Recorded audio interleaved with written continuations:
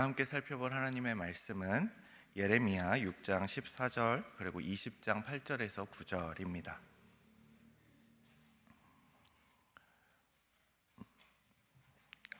우리 짧으니까요, 다 같이 한 목소리로 읽으면 좋겠습니다. 먼저 6장 14절입니다. 시작. 그들이 내 백성의 상처를 가볍게 여기면서 말하기를 평강하다 평강하다 하나 평강이 없도다. 네, 이어서 20장 8절에서 9절도 함께 읽도록 하겠습니다. 시작.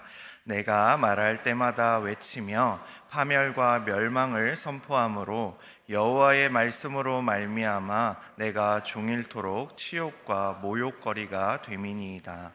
내가 다시는 여호와를 선포하지 아니하며 그의 이름으로 말하지 아니하리라 하면 나의 마음이 불붙는 것 같아서 골수에 사무치니 답답하여 견딜 수 없나이다. 아멘. 네, 오늘은 이제 2026년 상반기 교사 부모 연수학교 첫 번째 시간입니다.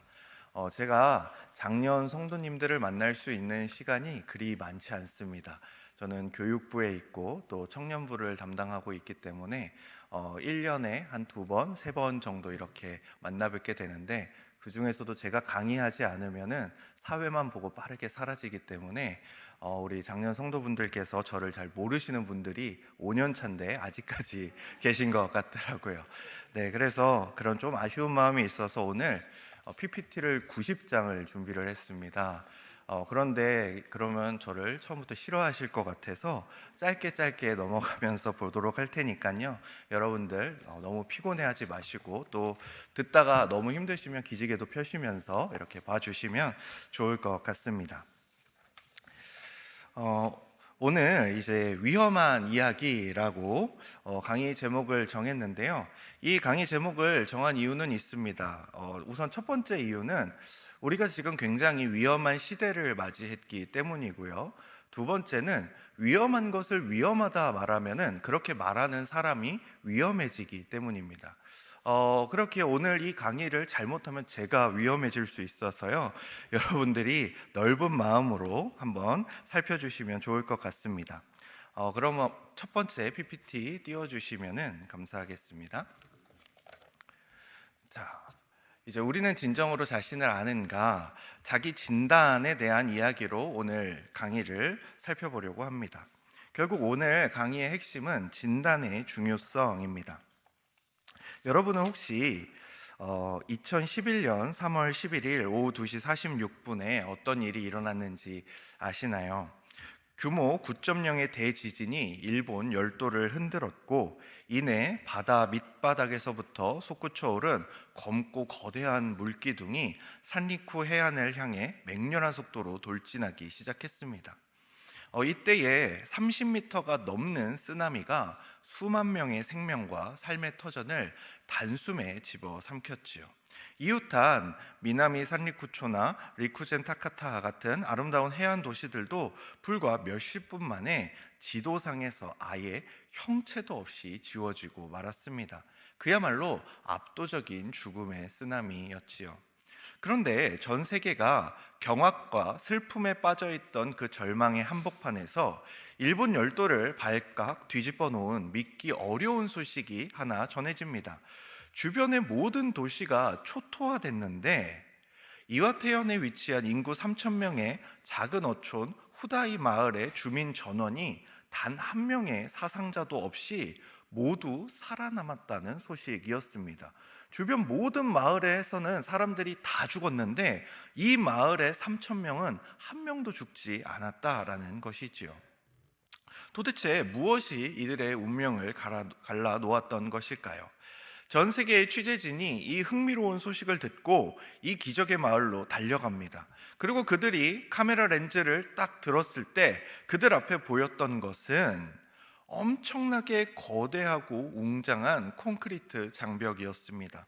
조용한 시골 마을에는 전혀 어울리지 않는 높이 15.5m, 그리고 방조제와 수문의 길이를 합치면 약 500여 미터의 길이에 달하는 거대한 수문과 제방이 마을 입구를 가로막고 있었던 것이지요.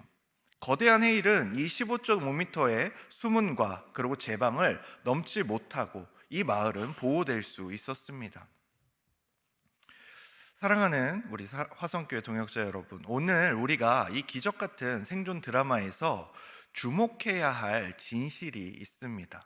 어떻게 이 작은 시골 마을에만 이토록 거대한 수문과 제방이 만들어질 수 있었냐는 것이죠.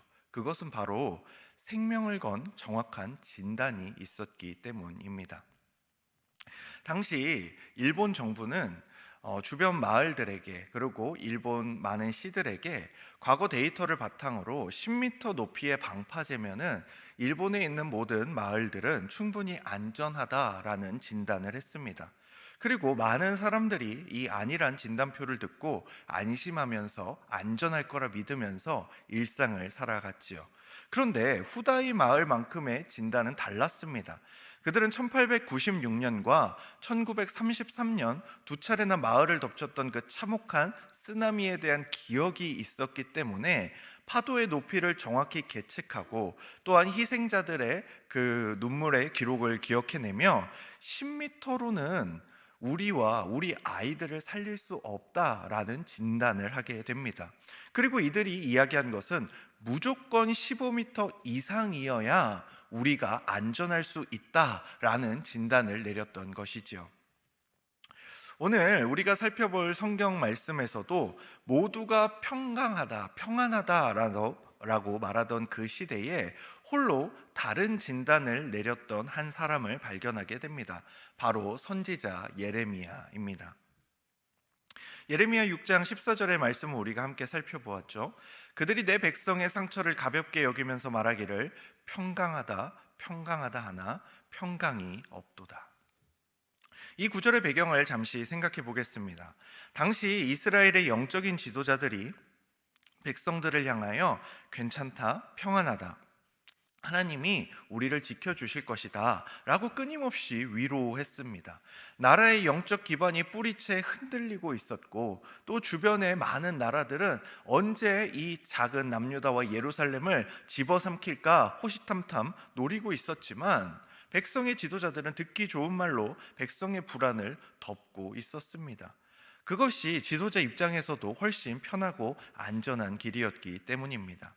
그러나 예레미야는 달랐죠. 그는 이스라엘의 영적인 상태를 정확히 진단했습니다. 상처가 깊이 골마 있다고, 결코 가볍지 않다고, 지금 당장 메스를 대지 않으면 죽을 수밖에 없다고 외쳤습니다. 그의 진단은 모두를 불편하게 만들기 시작했습니다. 아니 괜찮다는데 왜 너 혼자 난리야? 아니 평안하다는데 아무 문제 없을 거라는데 왜 너는 우리가 다 죽을 거고 우리가 다 포로가 될 거고 우리가 멸망할 거라고 얘기하냐? 라고 하면서 사람들은 그의 진단을 싫어했고 그를 미워하고 조롱하기 시작합니다. 그런데 성경은 분명히 우리에게 말해주고 있죠. 모두가 외면했던 그 불편한 진단만이 영혼을 살릴 수 있는 유일하게 바른 진단이었다라고 성경은 우리에게 증언합니다. 오늘 우리의 상황은 어떻습니까? 오늘 우리는 다음 세대를 향하여 그리고 이 시대 가운데 정확한 영적인 진단을 내리고 있습니까? 다음 세대가 위기라지만 그래도 우리 교회는 주일마다 아이들이 오니까, 그래도 우리는 아직 많은 다음 세대들이 있으니까 우리가 늘 해오던 전통적인 방식대로 지금까지 해왔던 수준으로 헌신하며 돌보더라도 우리 아이들의 신앙도 괜찮을 거야, 우리가 괜찮았던 것처럼 이들도 괜찮을 거야 라고 혹시 생각하고 계시진 않습니까? 이것이 혹시 다음 세대의 영혼을 책임진 우리 부모 세대가 스스로에게 들려주고 있는 아니란 진단표는 아닐까요?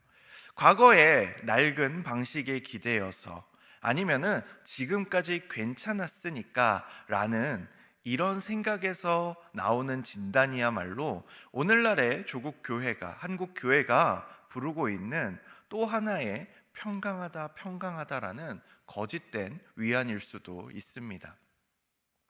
여러분, 그렇기에 진단이 틀리면 처방은 재앙이 됩니다. 10m면 충분하다는 잘못된 진단이 수만 명의 목숨을 앗았고 15m가 아니면 다 죽는다는 정확한 진단이 3천 명을 살렸습니다. 그렇기에 오늘 이 90분의 시간은 듣기 좋은 교육학적 이론이나 어느 대형 교회의 성공적인 프로그램들을 소개하는 그런 자리는 아닙니다. 우리가 자신을, 우리 화성교회를, 그리고 우리가 그토록 사랑하는 다음 세대의 현실을 정면으로 마주하는 영적 진단의 시간이 되었으면 좋겠습니다.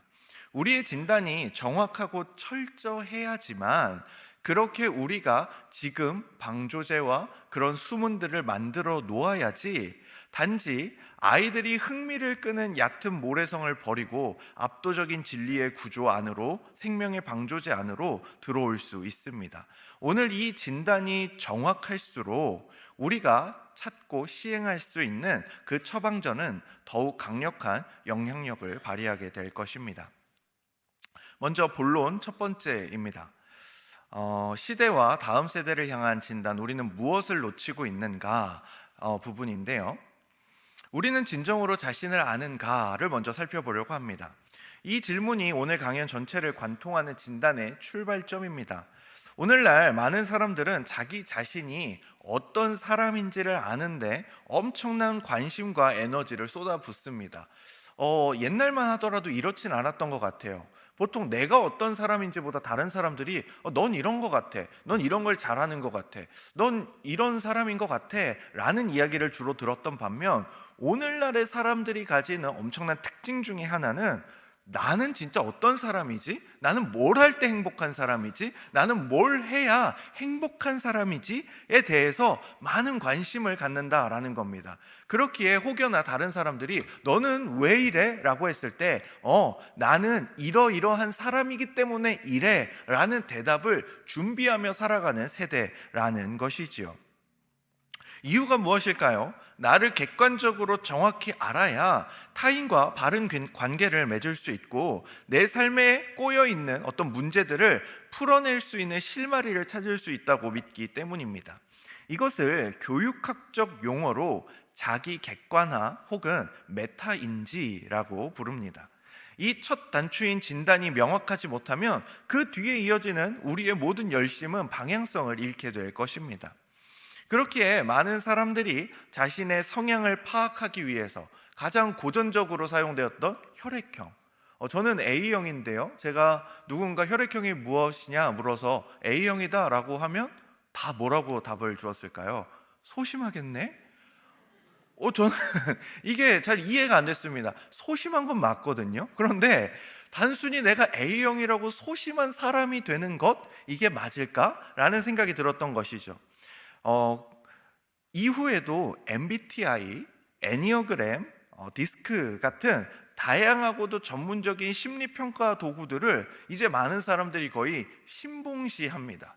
그리고 여러분들 아시는지 모르겠지만 애니어그램과 디스크 검사 같은 경우에는 이 자격증을 공인된 곳에서 받으려면은 1년 이상의 교육 기간과 자격 획득이 필요로 된다라는 것이죠.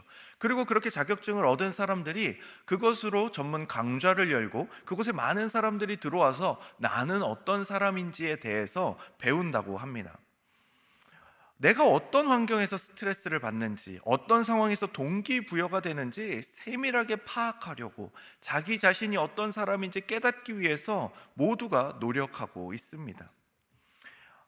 그런데 우리에게 있어서 우리가 나라는 이 몸이 가진 나의 정신과 생각과 마음이 어떤 존재인지에 대해서 알고자 노력하는 것은 너무나 많은 열심들이 있는데, 우리는 과연 우리의 영적인 상태가 괜찮은지 돌아보고 있는지 생각해 보면 좋겠습니다. 아주 상식적인 예를 하나 들어드리겠습니다.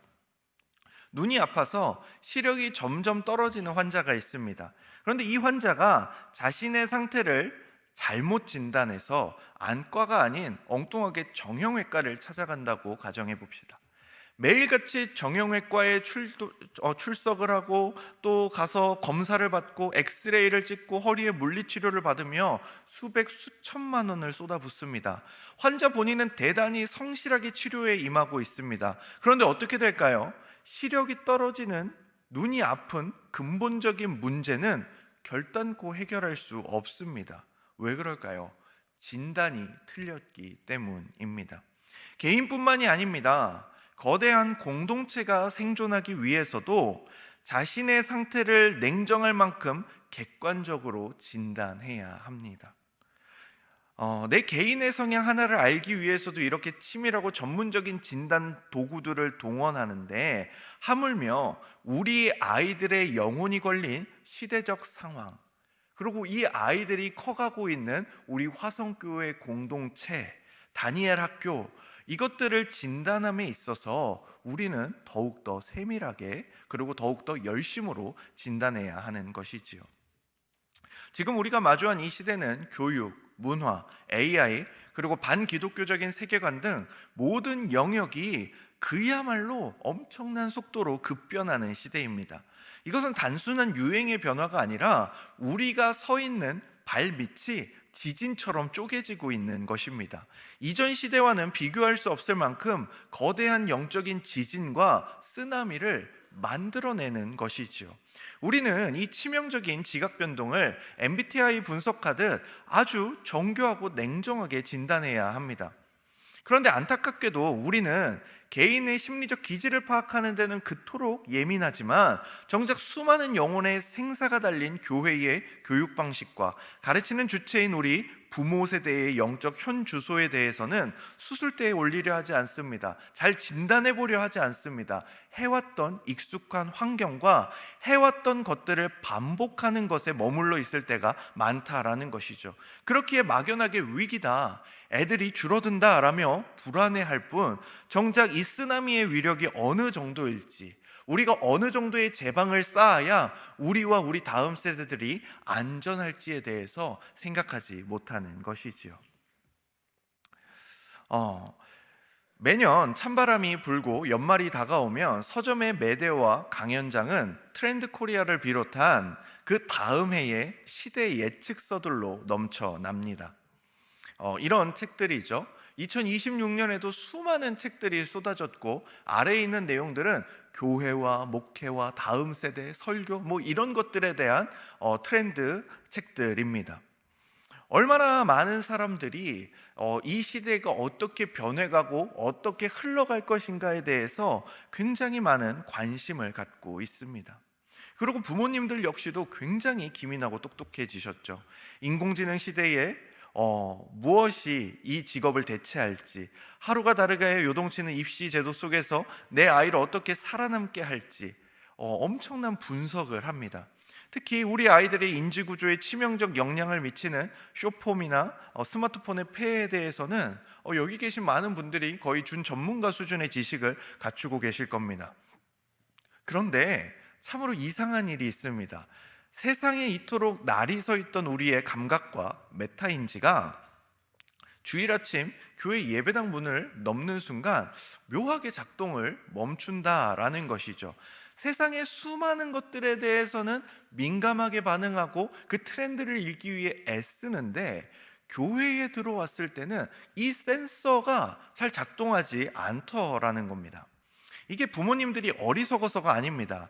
아이들이 교회의 문을 열고 들어오면 갑자기 세상 문화와 단절된 천사 같은 아이들로 살아갈 것이라고 생각하는 부모는 단 한 명도 없습니다.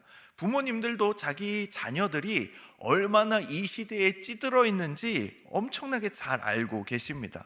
그러면 왜 우리는 막연하게 교회 안에 들어오면, 그래도 예배당에 앉아 있으면 괜찮을 것이라고 생각하게 된 걸까요?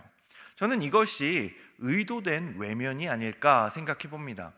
내 아이의 영적인 민낯이 지금 얼마나 위태롭게 흔들리고 있는지, 그리고 그 아이들을 품어내야 할 우리 교회의 현실이 이 쓰나미 앞에서 얼마나 무기력하게 느껴지는지, 사실 너무나 고통스럽고 두렵기 때문에 정확한 진단서가 내 손에 쥐어지는 그 순간, 부모인 내가 짊어져야 할 영적인 십자가와 당장 뜯어 고쳐야 할 내 삶의 방식, 내 아이의 삶의 방식, 우리의 신앙의 방식, 신앙의 구조들이 너무나 무겁고 버겁게 다가오는 것이지요.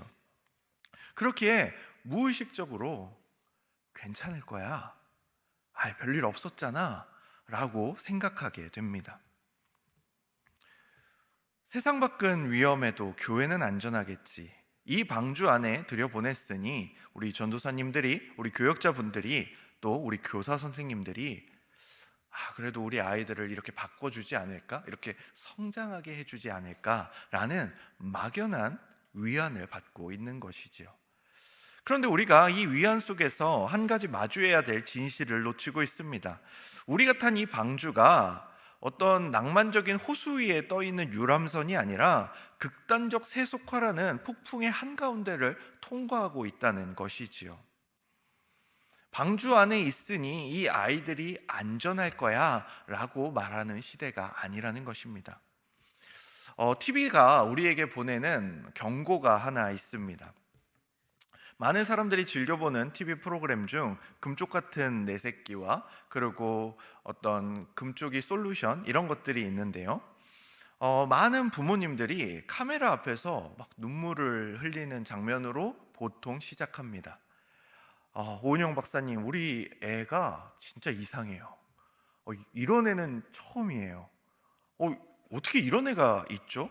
우리 애 좀 고쳐주세요. 통제가 안 돼요. 제 말을 듣지를 않아요. 그런데 몇 주간 밀착 관찰을 통해 전문가가 내리는 진단의 결과는 10중 8구 아이에게 있지 않다라고 나옵니다. 부모의 잘못된 양육 태도, 결핍, 가정 내에 굳어진 역기능이 아이의 이상 행동을 빚어내고 있었다라는 것이 드러나게 되죠. 부모 스스로가 자신의 민낯을 마주하기 어려워하는 그 TV 프로그램을 여러분들은 자주 보셨을 겁니다. 아이가 이상하다라는 것에 대한 진단을 하고 있지만 박사고 선생님이고 자신을 이상하다고 하면 이게 아닌 것 같은데? 내가 이상할 리 없어. 내가 뭘 그렇게 잘못했어로 반응하더라는 것이지요. 그러나 그러한 자기 객관화, 메타 인지의 과정을 거치지 않고는 그 어떤 가정에서도 이 아이가 변하는 일은 발생하지 않습니다. 그렇기 때문에 아이를 솔루션하기 위해 시작됐던 그 자리가 부모가 솔루션을 하고 자녀에게 다가가는 방식으로 바뀌는 것을 여러분들은 많이 보셨을 겁니다. 우리 한국 교회, 조국 교회의 현실도, 이 시대 교회의 현실도 이와 정확히 일치합니다. 우리는 주일마다 모여서 요즘 세대가 큰일 났다, 애들 신앙이 예전 같지 않다라고 한숨을 쉴 수 있지만 어쩌면 진짜 문제는 이 아이들에게 있는 것이 아닐지도 모른다는 것이죠. 그렇기에 우리 화성교회에 받았던 은혜와 우리가 마주해야 하는 진단에 대해서 이 시간 살펴보려고 합니다. 우리가 이 화성교회를 너무 사랑하기 때문에 이 화성교회의 가슴팍에 한번 청진기를 대보아야 하는 것이지요. 여러분은 지금 여러분과 그리고 우리 화성교회에 대해 어떤 진단을 내리고 계십니까? 우리 교회는 지난 59년이라는 긴 세월 동안 눈물과 기도로 쌓아 올린 귀하고 영광스러운 역사를 간직하고 있습니다. 선배 세대들의 땀 어린 헌신이 있었기에 우리 화성교회는 그 모진 풍파 속에서도 굳건한 믿음의 방조제 역할을 감당하며 오늘에 이르렀습니다. 이 59년의 역사는 마땅히 감사하고 찬양해야 할 위대한 유산이지요. 그러나 우리가 이 역사를 59년으로 끝낼 것이 아니라면 우리는 이 감사와 복됨을 토대로 앞으로의 화성교회가 어떠해야 할지 뼈를 깎는 심정으로 진단해야 합니다. 그런데 한 가지 확실한 것은 진단은 두렵다는 겁니다. 우리가 2년에 한 번 받는 종합검진도 우리를 얼마나 떨리게 합니까? 혹시 안 좋은 결과가 나올까 봐, 내가 조금 불편했던 부분이 괜히 더 큰 문제가 되었을까 봐 우리는 가슴을 졸이곤 합니다. 제가 결혼하기 전에 제 목 뒤에 뭔가 이상한 게 만져지던 때가 있었습니다. 근데 뭐 시간이 지나면 괜찮겠지 했는데 이게 점점 커지는 겁니다. 그리고 만져지는 게 이제 손으로 잡히기 시작했습니다. 이게 왜 이러지? 그래서 저도 모르게 막 꾹꾹 눌렀죠. 들어가라, 들어가라. 근데 안 들어가더라고요. 그러면서 이게 점점점 커져서 병원에 갔습니다. 이제 병원에 갔더니 이건 한번 큰 병원을 가보라는 겁니다. 그때부터 갑자기 마음이 덜컥 내려앉습니다. 운전도 잘 안 되고 이제 큰 병원에 갔더니 이거 한번 사진을 찍어보고 뭐 해야 된다라고 이야기를 합니다. 그리고 나서 사진도 다 찍고 이제 연락을 줄 테니 그때 오면 됩니다라고 했는데 저한테 온 그 문자 메시지의 내용을 아직도 기억합니다. 암센터로 오라는 거예요. 그래서 와, 끝났구나. 주께서 이렇게 일찍 부르신다고 막 별 생각을 다 했습니다.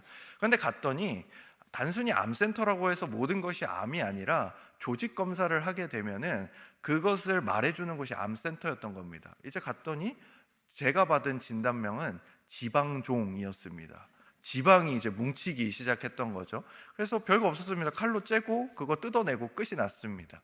그런데 그때 제가 경험했던 그 두려움, 그 결과에 대한, 이 결과가 발표될 때까지 나에 대한 진단이 어떻게 나올 것인가는 너무 힘든 문제였습니다. 우리 교회도, 우리 다음 세대도, 우리도 마찬가지입니다. 진단은 두렵습니다. 그럼에도 진단은 필요합니다. 왜냐하면 진단하는 그 시점이 우리의 문제를 파악하고 치료하기에 가장 빠른 시기이기 때문입니다. 우리가 우리 교회 공동체를 진단해야 하는 이유도 마찬가지죠. 문제투성이야를 말하기 위해서가 아니라 혹시라도 문제가 있다면 가장 빠른 시기에 적절한 처방으로 문제를 해결하기 위함인 것입니다. 그렇게 단순히 우리는 59년 된 훌륭한 전통교회다라는 뿌듯한 인식에서만 멈추면 안 됩니다. 우리는 59년이라는 긴 세월의 흐름 속에서 우리 안에 어떤 문제는 없는지 돌아보아야 합니다. 혹시 우리 안에는 지난 59년이 만들어낸 경직성, 현실에 대한 안정감, 전통에 대한 맹신, 그리고 변화에 대한 거부감이라는 특성이 생기진 않았는지 돌아보아야 하는 것이지요. 이것은 우리가 감사해야 할 제목과는 별개로 우리 스스로를 진단하고 돌아봐야 할 지점입니다. 우리가 2년마다 종합검사를 받으러 갈 때 내가 정말 그동안 막 살았지 생각하고 가는 사람은 아무도 없습니다. 나는 잘 먹고 건강하게 운동도 하고 또 달리기도 하고 여러 가지를 했지만 나이가 들어감에 따라 자연스럽게 오는 노화가 있고요, 문제점들이 생기는 겁니다. 그것을 파악하기 위해 가는 것이지 단순히 문제가 있기 때문에 가는 것이 아니라는 것이죠. 교회도 공동체도 마찬가지입니다. 오랜 세월을 견뎠다는 것은 그만큼 좋은 공동체라는 것이지만 오래되었기 때문에 우리가 인지하지 못했던 문제와 아픔과 노화가 진행될 수 있다라는 것이지요. 또한 우리가 처한 지역적인 현실도 굉장히 많이 바뀌었습니다. 화성교회가 생기던 때와는 많은 것이 바뀌지 않았습니까? 주변에 엄청나게 큰 규모의 타교단 교회들도 굉장히 많이 생겼고요, 또 마곡 지역으로 인해서 지역 사람들의 생태계도 많이 바뀌었습니다. 그리고 최근 전통 교회들보다는 젊은이들을 중심으로 개척되거나 개편된 교회들이 눈에 띄는 성장세를 보이는 것도 우리가 무시할 수 없는 데이터입니다. 이런 급변하는 시대와 척박한 지역적 환경 속에서 우리가 늘 해오던 전통적 방식이 여전히 유효할 것이라고 안주하는 것, 변화의 필요성 앞에서 경직되어 있는 것, 이것이야말로 예레미야 시대의 선지자들이 외쳤던 평강하다 평강하다라는 거짓 위안일 수 있다라는 것이지요. 그렇다면 우리는 질문해야 합니다. 이 치열한 영적 전쟁터 속에서, 그리고 과거와는 완전히 뇌 구조 자체가 달라진 시대 속에서 최근 다음 세대들이 실제로 마음을 열고 향하는 곳들은 과연 어떤 곳인가입니다. 최근 목회 데이터 연구소가 발표한 자료는 이 질문에 아주 명확한 대답을 들려줍니다. 지금 한국교회 안에서 부흥하는 교회와 쇠퇴하는 교회를 가르는 결정적인 차이는 교회의 규모나 화려한 시설이 아니었습니다. 바로 시대의 변화를 적극적으로 수용하려는 태도와 교회 스스로 내부의 문제를 진단하고 능동적으로 변화를 추구하려는 성도들의 개혁 의지를 가진 공동체냐 아니냐를 우리의 다음 세대들이 자신들이 가고자 하는 교회의 가장 중요한 기준으로 판별하고 있었다라는 겁니다. 이 공동체는 스스로에 대한 정확한 진단을 하고 있는가? 자신들만 옳다라고 이야기하는 것이 아니라 우리의 목소리에도 귀를 기울여 줄 수 있는 공동체인가? 변화하고자 하는 마음이 있는가? 변화하고자 하는 에너지가 있는가를 보았던 것이지요. 반면 과거의 방식을 고집하며 개혁의 의지가 없는 교회들은 철저히 쇠퇴의 길을 걷고 있다고 데이터가 증명했습니다. 이러한 진단과 개혁 의지의 차이는 실제 교회의 생태계를 완전히 바꾸어 놓았습니다. 변화를 수용하는 부흥하는 교회는 전체 교인 중 다음 세대의 비율이 무려 37%에 달하고 부모 세대인 30, 40 세대가 폭발적으로 증가하고 있었습니다. 하지만 과거에 머물러 있는 쇠퇴하는 교회의 특징은 다음 세대의 비율이 교회 전체에서 22% 이하로 나오기 시작했습니다. 서서히 아이들의 씨가 마르게 되는 것이지요. 우리의 다음 세대들은 단지 재미있는 프로그램이 있는 교회를 찾지 않습니다. 화려한 음악과 멋진 찬양팀이 있는 교회를 찾는 것도 아닙니다. 그들이 찾는 것은 낡은 전통에 갇혀 멈춰 있는 교회가 아니라 스스로를 정직하게 진단하고 기꺼이 변화와 개혁의 십자가를 지려는 생명력 있는 교회를 원하고 있더라는 것이죠. 최근에 한국교회 탐구센터와 목회데이터 연구소가 발표한 자료들은 이 질문에 명확하고 또 우리가 알아야 될 진실들을 알려주는데요. 이 부흥하는 교회와 쇠퇴하는 교회 이후에도 우리가 지금 살펴보고자 하는 부모의 신앙 축복인가 굴레인가, 굉장히 최근에 나온 이 책은 기성세대의 진단서를 우리에게 내밀고 있습니다. 어떤 단순한 느낌이 아니라 기성세대에게 직접 설문조사를 하고 그 데이터를 받아서 우리에게 대답해주고 있는 것이죠. 이 책이 말하는 것은 우리의 다음 세대가 신앙의 길에서 길을 잃고 헤매는 이유가 무엇이라고 생각합니까? 세상이 악해져서 그럴까요? 스마트폰 때문에 그럴까요? 라고 물었을 때 자녀를 신앙으로 양육하는 데 있어서 가장 큰 걸림돌이 자기 자신이라고 말한 부모가 26.2%로 1위였습니다. 그러니까 부모님들이 대답한 겁니다. 자식들이 부모가 문제야 이런 게 아니라요, 부모가 내 자녀를 신앙적으로 양육함에 있어서 가장 큰 문제가 무엇일까 했을 때 나구나 라고 생각했다라는 겁니다. 부모인 내 자신의 신앙이 확고하지 않은 것 같다라고 고백한 것이지요. 그리고 여기에서 응답한 부모의 10명 중 7명, 무려 69.1%가 한국교회의 부정적인 사회적 이미지 때문에 자녀를 신앙으로 당당하게 가르치기 어렵다라고 대답했습니다. 그렇다면 Z세대, 다음 세대, 즉 우리의 자녀 세대가 교회와 기성세대에게 실망하여 교회를 떠나는 이유는 무엇일까? 이건 역시 데이터입니다.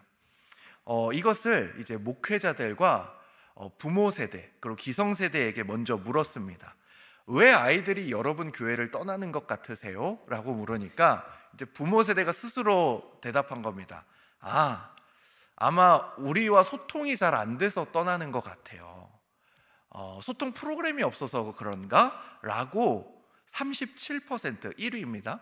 어른들은 이렇게 생각했다라고 말합니다. 그런데 다음 세대 아이들의 대답은 달랐습니다. 아이들이 대답한 53%는 기성세대의 위선적인 모습 때문에 교회를 떠납니다 라고 이야기한 것이죠. 다음 데이터를 보시면 이 데이터가 방금 말씀드린 그 데이터입니다. 아이들은 부모 세대와 소통이 안 돼서 잔소리를 듣기 싫어서만 떠나는 것이 아니었습니다. 주일 강단에서는 십자가 은혜와 사랑을 말하고 정작 평일의 가정과 직장의 삶 속에서는 철저히 세상의 성공과 이기심을 쫓아가는 부모와 어른들의 이중성, 문제가 있음에도 그렇게 해왔다는 이유로 혹은 전통이라는 명목하에 어떠한 변화도 거부하는 모습들, 대화를 하자곤 하지만 자신들의 경험만을 강요하는 모습과 여전히 과거를 통해서만 자신들을 바라보고 있는 어른들의 모습이 가득한 교회를 떠난다고 대답을 했습니다. 반면 다음 세대가 그럼 가장 원하는 것은 무엇인가? 어떤 자기들 잘해주세요가 아닙니다. 수평적인 의사소통이 있으면 좋겠다가 1위였습니다. 그리고 다음 세대의 의견을 적극 수용해달라는 것, 전통적인 형식들의 변화가 필요함을 알아달라는 것, 그리고 온라인을 적극적으로 활용하고 소그룹 모임을 확대해달라는 것, 교회가 적극적으로 사회 참여를 해달라는 것, 이것이 다음 세대들이 대답했던 내용입니다. 이 지점에서 부모 세대를 생각할 때 개인적으로 좀 마음이 아팠습니다. 왜냐하면 과연 이거를 부모 세대만의 잘못이라 할 수 있을까라는 생각이 들었기 때문입니다. 부모 세대의 입장에서 생각해 본다면 내 삶을 생각할 때 회사에서도 가정에서도 교회에서도 바쁘고 버겁고 내 삶으로 십자가를 온전히 증명해낼 영적인 힘은 너무 부족한 것 같고, 자녀들 보기에 내 신앙의 민낯이 너무 초라하고 위선적으로 보일 것이라는 것을 나 스스로도 알고 있기 때문에, 그래서 어쩌면 나보다는 내 자녀들이 훨씬 더 훌륭하고 아름다운 신앙생활을 했으면 좋겠다는 그 간절한 마음 때문에, 사랑하는 마음 때문에 부모 세대가 젊은 시절 경험했던 그 뜨거웠던 과거의 은혜를 받았던 방식에라도 어떻게든 우리 다음 세대들을 우겨 넣어서 은혜를 받게 하려고 했던 그런 몸부림은 아니었을까 생각해 보게 됩니다. 왜냐하면 자녀를 사랑하지 않는 부모는 아무도 없기 때문입니다. 자녀의 신앙이 망가졌으면 좋겠다라고 생각하는 부모는 아무도 없기 때문입니다. 그 의도는 결코 악하지 않습니다. 사랑이었습니다. 그런데 애통하게도 바뀐 시대와 아이들을 정확히 진단하지 못한 채 옛날 방식에 머물러 있었기에 다음 세대의 반발을 키우게 되었습니다. 팀 루카스와 워런 버드가 쓴 리퀴드 처치라는 책은 변화를 거부하고 전통만 지키려다가 사명감을 잃어버린 현대교회의 영적 사이클을 3단계로 진단합니다. 첫 번째, 교회가 막 세워졌을 때, 화성교회로 따지자면 59년 전이 되겠죠. 그때는 모험가의 모형에 취해 있다고 합니다. 척박한 땅에 처음 교회를 개척하고 영혼들을 품는 것, 새로운 세대에게 복음을 전하기 위해 진짜 죄만 아니면 뭐든지 시도해보겠다라는 그 야성이 있었던 시대이지요. 섣부른 아이디어로 부딪혀도 보고 담대하게 실패도 해보고, 실패했다고 좌절하는 것이 아니라 다시 새롭게 도전해보는 그런 시기가 바로 1단계 거룩한 모험가 시기입니다. 그런데 이 교회가 시간이 지나면서 박물관 교회로 바뀐다라고 합니다. 모험가들은 서서히 관리인으로 전락해버린다고 하죠. 사역이 안정되고 교회가 커지면 생명력이 넘치던 교회는 어느새 박물관처럼 되어버린다는 것입니다. 교회의 초점이 영혼들을 찾아 나서고 미래를 개척해 나가는 것에서 과거의 영광을 보존하는 것으로 뒷바뀌는 시기가 이 시기라는 것이죠. 십수년째 똑같은 커리큘럼, 똑같은 행사를 기계적으로 돌리기 시작합니다. 잃어버린 영혼을 향한 뜨거움은 사라지고요, 오직 자신들의 화려했던 과거의 훈장들, 이때 참 은혜로웠지, 이때 참 우리 교회 부흥했었지, 이때 참 좋았어 만 남는 것이죠. 그리고 그것을 기억하고 기념하고 추억하죠. 물론 이런 교회라고 해서 아무 일도 안 한다는 것은 아닙니다. 열심히 사역합니다.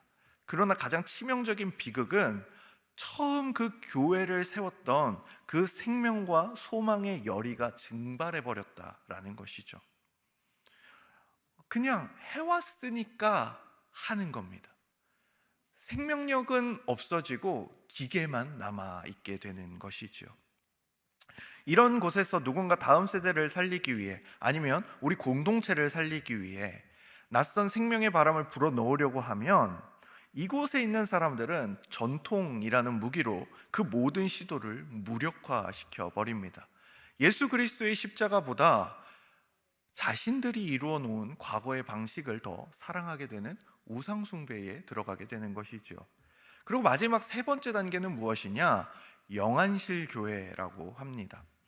이때 리더는 더 이상 영혼을 살리는 목자가 아니라 장의사가 된다고 이야기하죠. 어떠한 영적 탄력도 남아있지 않은 텅 빈 교회, 장의사가 된 리더들, 다음 세대가 영적으로 질식하여 교회를 떠나는 뒷모습을 그저 무기력하게 바라보게 된다고 합니다.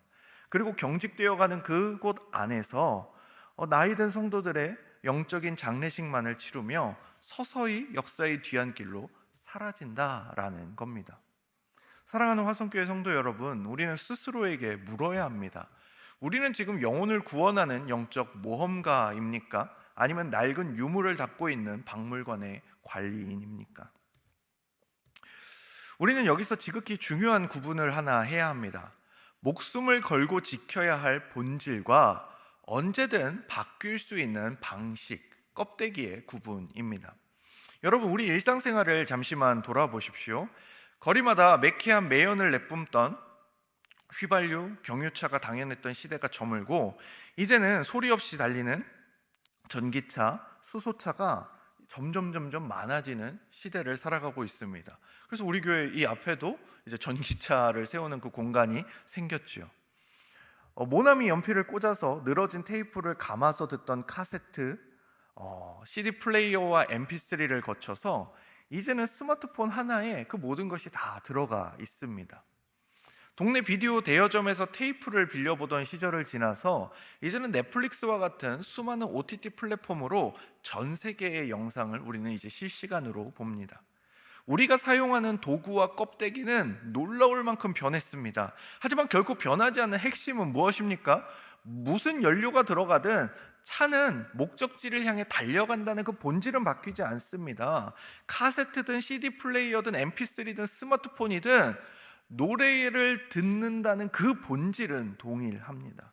신앙의 전수도 마찬가지입니다. 기성세대인, 부모 세대인 우리가, 여러분이 은혜를 누렸던 그 뜨겁고 아날로그적인 방식과 디지털 내러티브인 다음 세대가 하나님을 알아가는 새로운 시대의 방식은 이처럼 다를 수 있다라는 것이죠. 그러나 세대가 바뀌고 시대가 변해도 결코 바뀔 수 없는, 우리가 양보할 수 없는 본질은 그대로입니다. 그것은 바로 우리 자녀들이 어떤 그릇을 통해서든 십자가 구원의 은혜를 처절하게 경험하고 누리게 하는 것입니다. 오직 이 십자가 구원이라는 본질을 내 아이들에게 물려주고 들려줄 수 있다면 우리는 기꺼이 내가 은혜 받았던 카세트 테이프라든지 아니면 비디오 테이프라든지 그것들은 내려놓을 수 있는 지점이라는 겁니다. 아이들의 손에 쥐어진 새로운 시대의 그릇에 생명의 복음을 담아내야 하는 것이죠. 오해하지 마시고, 제가 낡은 방식을 버리자고 하는 것이 다음 세대의 비위를 맞추자, 그들의 말이 100% 옳다, 이것이 아닙니다. 저에게는 이제 38개월 된 첫째 아들과 세상에 나온 지 이제 28일 된 둘째 아들이 있습니다. 제가 육체적인 힘으로나 논리적으로나 세상의 경험으로나 저는 이 두 명을 얼마든지 이기고 통제할 수 있습니다. 그러나 부모가 가진 가장 거룩하고 위대한 특권은 자식을 향해 기꺼이 져줄 수 있다라는 것이죠. 저는 오늘도 제 첫째 아들한테 졌습니다.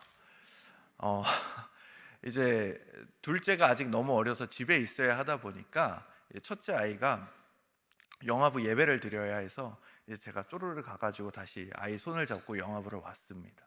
그리고 이제 영화부 예배가 끝난 다음에는 제 장모님께서 이제 아이를 데리고 집으로 돌아가기로 약속이 되어 있었습니다.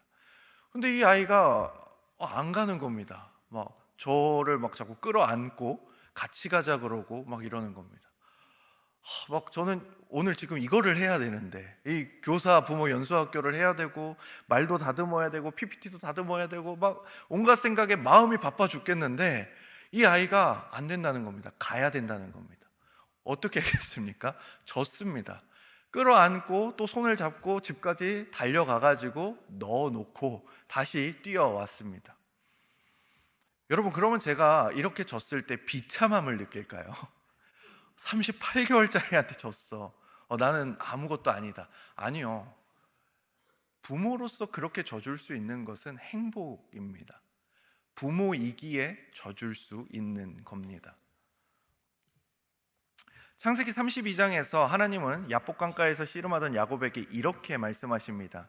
네가 하나님과 사람들과 겨루어 이겼음이니라.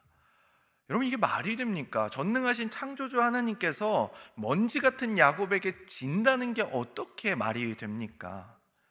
그런데 어떻게 말이 됩니까? 져 주시는 게 말이 됩니다.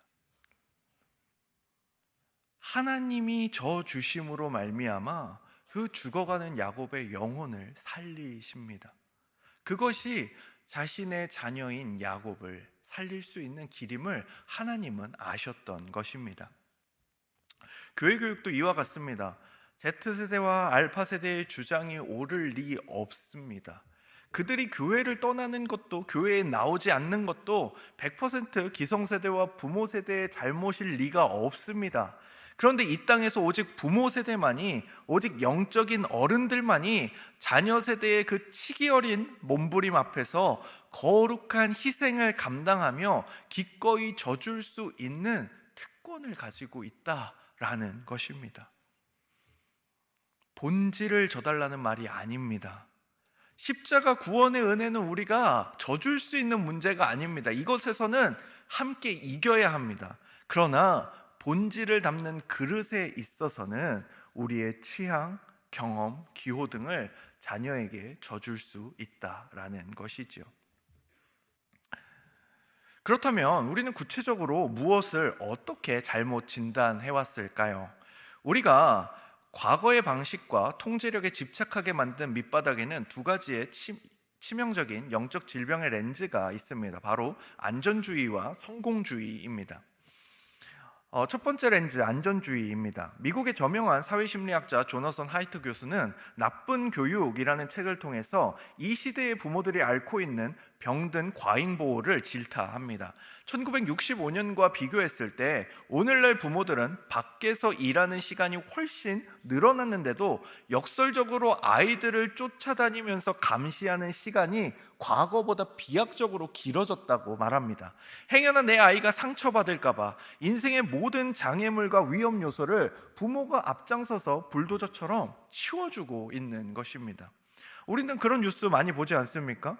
군대에 부모님이 전화 와가지고 우리 애 괜찮냐고, 우리 애 밥 잘 먹냐고, 우리 애 힘들어하지 않냐고. 이게 이제 이상한 일이 아니게 되어버린 겁니다. 그런데 이게 문제라는 겁니다. 여러분, 옛날 놀이터를 기억하고 계십니까? 이제 이런 옛날 놀이터를 거의 찾아보기가 힘들어졌는데요. 지금의 관점에서 보면 거의 군대 유격 훈련소에 가까운 모습입니다. 흙바닥에 넘어지면 무릎이 깨지고요, 피가 나고요. 아이들은 이상한 정글짐 같은데 그 위험한 곳을 막 올라가고 거기서 뛰어다니고 서로를 밀치고 했습니다. 나뭇가지를 주워 놀고 높은 곳에 기어오르다가 툭 하면 떨어졌습니다.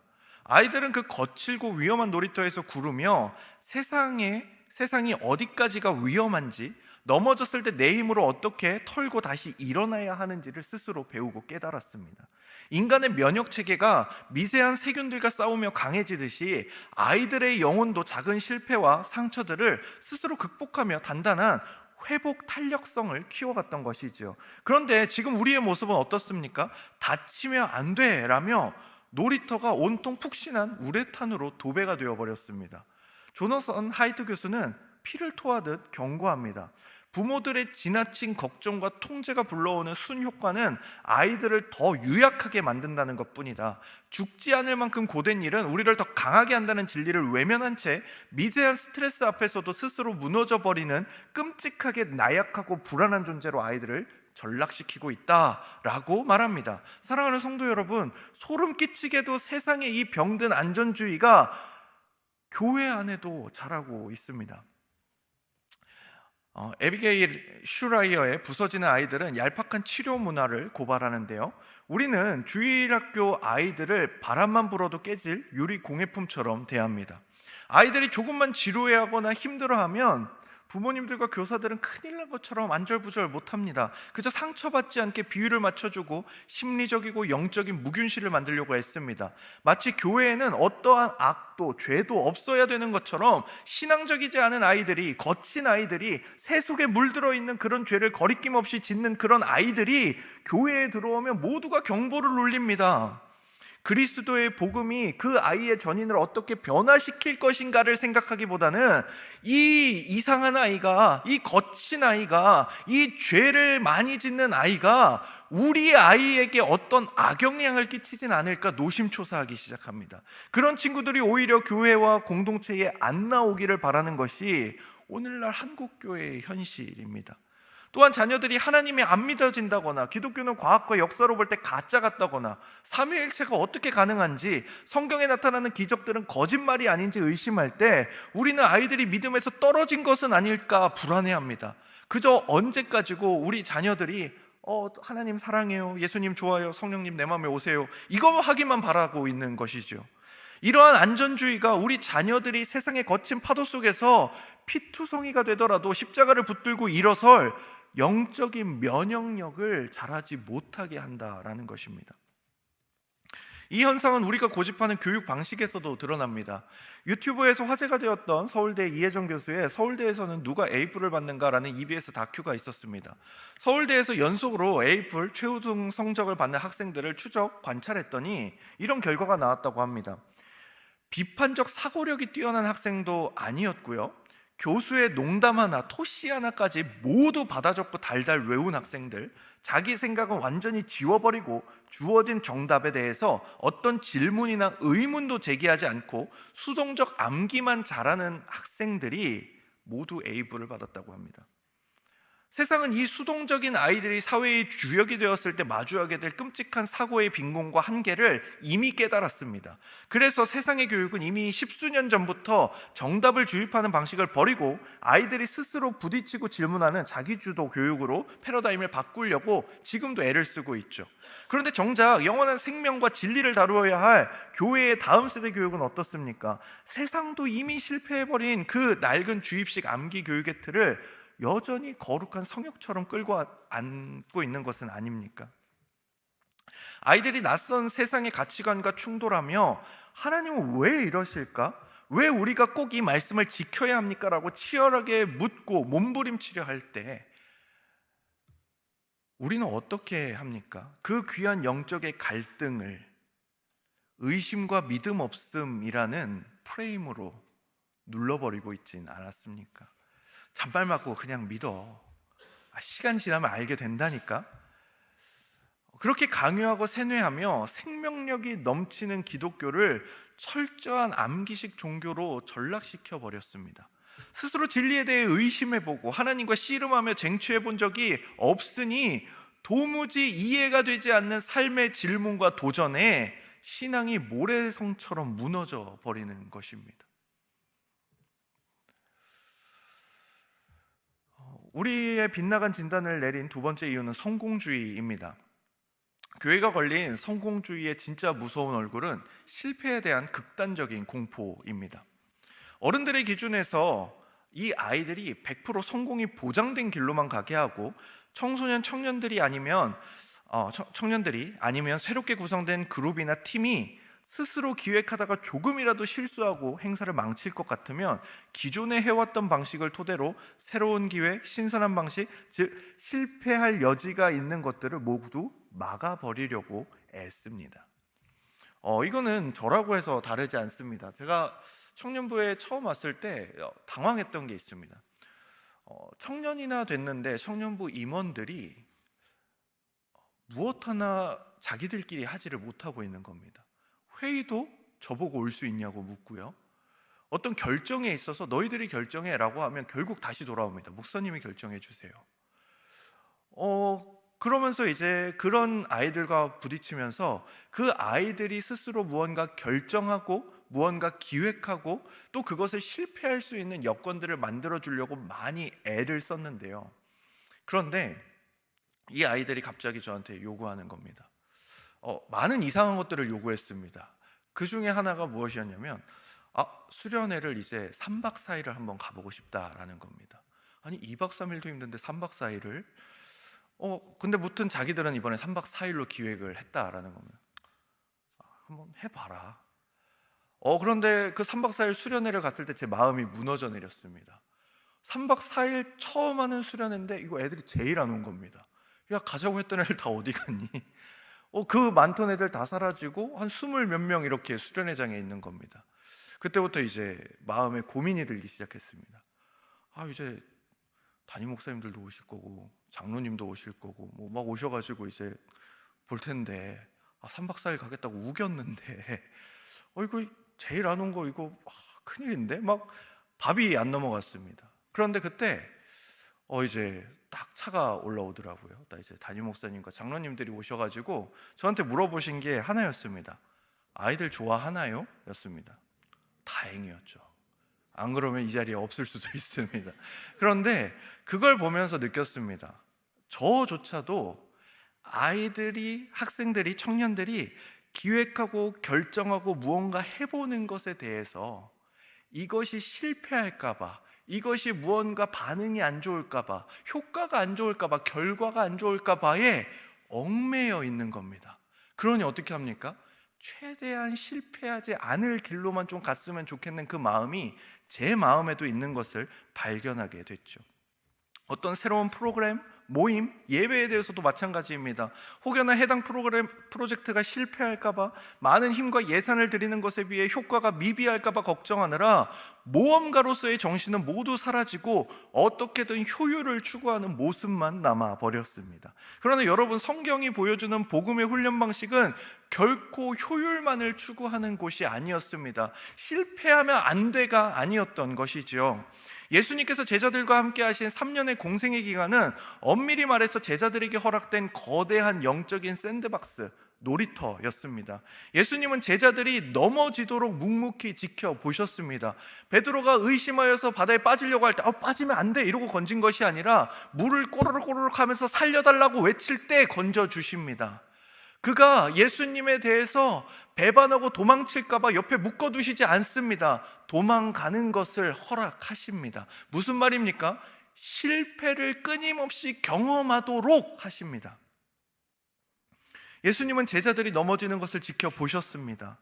제자들이 서로 높아지겠다고 싸우는 것을 내버려 두셨고 십자가 앞에서 도망치는 처참하고 부끄러운 실패를 겪게 하셨던 것입니다. 왜 그러셨을까요? 그 처절한 실패의 모래 놀이터 안에서 깨지고 엎어지고 바닥을 쳐야 내 힘이 아니라 주님의 십자가 은혜만이 진짜 능력이구나를 깨닫고 발견하게 되기 때문입니다.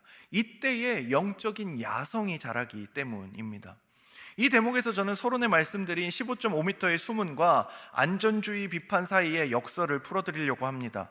우리가 다음 세대를 위해 세워야 할 그 거대한 방조제는 아이들을 온실 속에 가두고 통제하자는 무균실의 벽이 아닙니다. 오히려 그 수문과 방조제는 교회를 집어삼키려는 세상의 극단적인 세속화라는 치명적인 쓰나미를 바깥에서 온몸으로 막아내는 든든한 울타리고, 그 방조제와 수문의 안쪽은 아이들이 실패할 위험이 아예 없이 통제된 공간이 아니라 안전하되 마음껏 넘어지고 마음껏 무릎이 깨지고 치열하게 하나님께 질문하고 심지어 하나님과 성경을 의심해 볼 수도 있는 그러한 영적 샌드박스가 되어야 한다는 것이죠.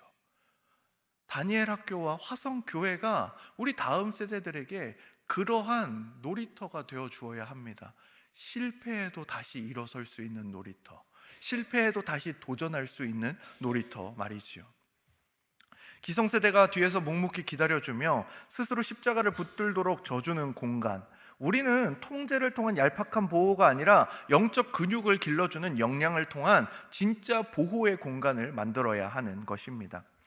출애굽했던 이스라엘 백성을 기억하시기 바랍니다. 모세가 죽었다고 이스라엘이 망하지 않습니다. 오히려 이스라엘은 여호수아라는 다음 세대의 지도자와 함께 가나안 땅을 정복하기 시작했습니다. 모세가 영원히 살 수 없었듯 우리도 영원히 살 수 없습니다. 오직 하나님만이 우리와 그리고 우리의 다음 세대와 영원히 함께 하실 것입니다.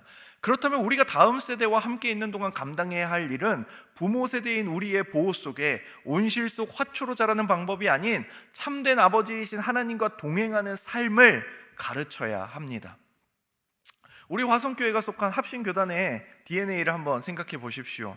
1980년대 초 우리의 신앙의 선배들이 교단의 규모나 인프라 같은 세상적인 안전주의와 성공을 목적으로 삼았다면 우리는 사실 그 당시 가장 큰 거대 교단에 머물러 있었어야 했습니다. 그러나 우리 선배들은 기득권을 내어놓고 광야로 나왔죠. 바른 신학, 바른 교회, 바른 생활이라는 오직 바름을 붙들기 위해 아무것도 없는 곳으로 고난의 길로 나아갔습니다. 세상 사람들의 눈으로 볼 때 합신이라는 교단의 시작은 무모해 보입니다. 그저 하나의 분열처럼 보입니다. 처참한 실패처럼 보일 수도 있었습니다. 그렇다면 오늘 우리는 스스로를 실패자라 부릅니까? 결단코 아니죠. 세상의 기준으로는 망한 것처럼 보여도 진리를 향한 담대한 도전을 멈추지 않고 십자가의 야성을 증명해낸 합신의 선배들, 이것이 바로 과거의 낡은 통제를 벗어 던지고 오늘 우리가 아이들에게 물려주어야 할 진짜 훈련소의 모습일 것입니다. 다음 세대가 힘든 길을 걸을까봐 아스팔트 포장도로를 깔아버리는 것이 아니라 어떠한 거친 광야 길이라도 맨발로도 뚫고 갈 수 있는 강인한 영적인 체력과 담대함을 길러주는 샌드박스, 그것이 바로 우리가 세워야 할 수문 안에, 방조제 안의 풍경인 것이지요. 이제 결론입니다. 이제 기나긴 그 진단의 시간을 마무리하면서 서론에서 살펴봤던 후다이 마을의 이야기로 다시 돌아가 보겠습니다.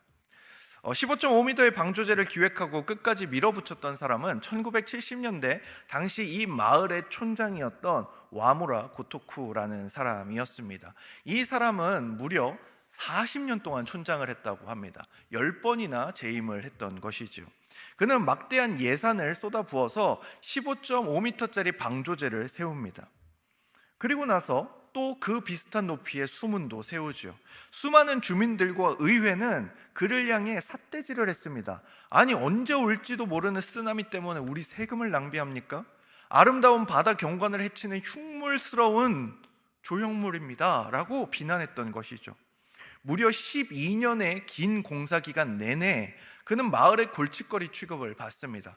이제 저 사람 뽑아주면 안 되겠어, 노망난 것 같아 라고 사람들이 말하기 시작했죠. 그는 심지어 쓰나미가 오기 14년 전에 눈을 감았습니다. 자신이 세운 방조제가 이후 마을 주민 3,000명의 생명을 살려내는 기적을 두 눈으로 보지 못한 채 욕만 먹다가 늙어 죽은 것입니다. 수많은 사람들 중 그의 진단이 가장 정확했으나 사람들은 정확한 진단에 환호를 보내지 않았습니다. 오히려 조롱하고 욕하기 바빴죠. 그렇다면 그는 후회했을까요? 내가 살아있었을 때 쓰나미가 왔어야 내가 영웅도 되고 박수도 받았을 텐데. 아니면 저것들이 욕하고 조롱할 때 그냥 공사 중단해서 쓰나미에 크게 혼나게 만들었어야 되는데, 이런 마음을 가졌을까요? 저는 절대 그렇지 않다고 생각합니다. 그의 목표는 마을 주민의 안전과 생명을 지키는 것이기에 비록 자신의 진단에 아무도 동의해주지 않고 수많은 욕과 조롱을 감내하면서도 자신을 조롱하고 욕하는 사람들의 안전과 생명을 지키기 위해 그는 묵묵히 그 길을 걸어갔습니다.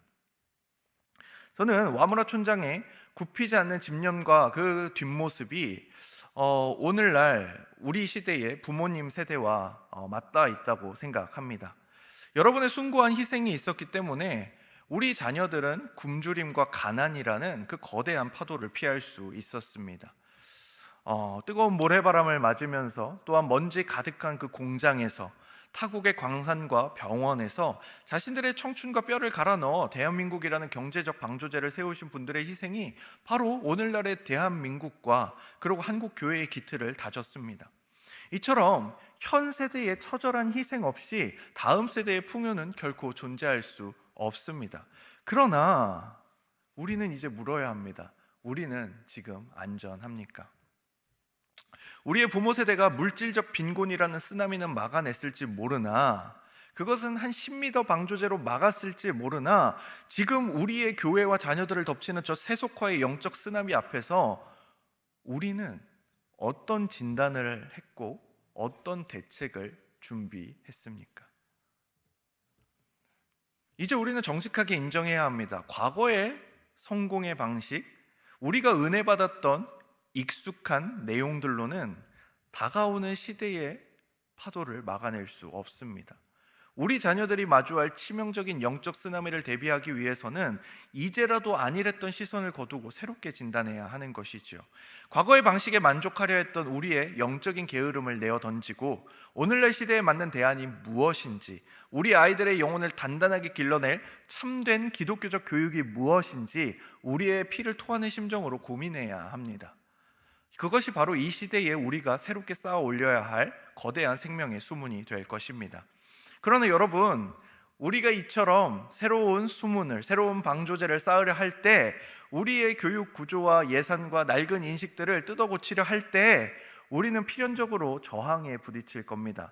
와무라 촌장이 들었던 그 날선 조롱을 똑같이 들을 수도 있습니다. 뭐 그렇게 유난을 떠냐, 당장 예산을 쏟아부어도 아이들 숫자 하나 늘지 않는데, 그동안 별 문제 없이 잘해왔는데 왜 굳이 긁어 부스럼을 만드냐 등의 불만이 터져 나올 수 있습니다. 또 왜 이 다음 세대를 위해 헌신한 우리의 헌신을 알아주지 않느냐는 말도 들을 수 있습니다. 피 같은 헌신이 밑 빠진 독에 물 붓는 것처럼 느껴져 깊은 회의감이 들 수도 있습니다. 그러나 여러분, 우리에게는 우리 자신의 안위나 편의보다 더 중요한 것이 있습니다. 바로 우리의 자녀들입니다. 하나님께서 우리에게 맡겨준 다음 세대의 생명입니다. 부모가 자식을 살리기 위해 자신의 모든 것을 내어주는 것이 전혀 아깝지 않은 것처럼, 다음 세대를 위해 기꺼이 변화의 진통을 감내하고 조롱의 십자가를 지는 것은 현 세대인 우리가 누릴 수 있는 가장 영광스러운 특권입니다. 여러분, 오늘 이 진단이 한편으로는 무겁고 답답하게 여겨지실 수도 있습니다. 그러나 바이러스와 병명을 정확히 진단해야 생명을 살릴 수술을 시작하는 것처럼 10m짜리 낡은 제방의 한계를 증명한 이 진단은 곧 희망과 소망의 시작이 될 것이라 생각합니다. 이제 정확한 진단이 끝났으니 이제 생명을 살릴 처방전을 펼쳐보려고 합니다. 다음 주 이 시간에 우리가 또 이 내용을 살피려고 하는데요, 오늘 조금 길었다고 다음 주에 안 오시면 안 됩니다. 여러분, 진단만 듣고 가시면 안 됩니다. 처방전도 받아 가셔야 합니다. 우리가 이제 가정에서, 그리고 화성교회와 다니엘 학교에서 구체적으로 어떻게 이 거대한 수문을 세워갈 것인지, 그 실천적인 대안과 참된 교육의 처방전을 가지고 다음 주에 다시 돌아오려고 합니다. 사랑하는 신앙의 선배이자 동역자이신 화성교회 모든 성도님들, 다음 세대를 위해 이 시대에 위대한 영적 촌장들이 되어주시기를 간절히 요청드립니다. 다음 세대는 자신들을 위한 제방을 쌓을 수 없습니다. 그럴 시간이 주어질 것 같지 않습니다. 오직 여기 계신 부모 세대, 기성 세대만이 가능한 다음 세대를 위한 개혁과 변화를 위해 기도해 주시고 한 걸음 내딛어 주시기를 부탁드립니다. 감사합니다. 제가 기도하겠습니다.